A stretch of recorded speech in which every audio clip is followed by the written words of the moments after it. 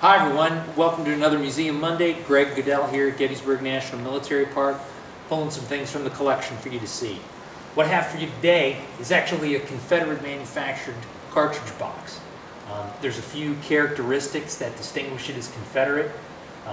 First, of course, it doesn't have any sort of cartridge box plate on it.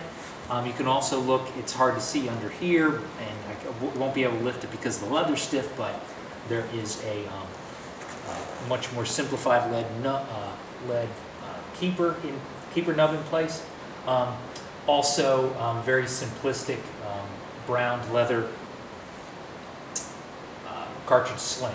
This is actually a remnant piece. This was actually found by a local resident after the battle. And as you can see up here on the top, near the fold of the flap, there's actually a historic label, which is very common during the 1880s and 1890s as people were picking up objects from the battlefield that they would use to label the artifact, where they found it, and its history. This cartridge box was actually found in one of the field hospitals here on the battlefield. And what's very interesting about this tells us a couple of things.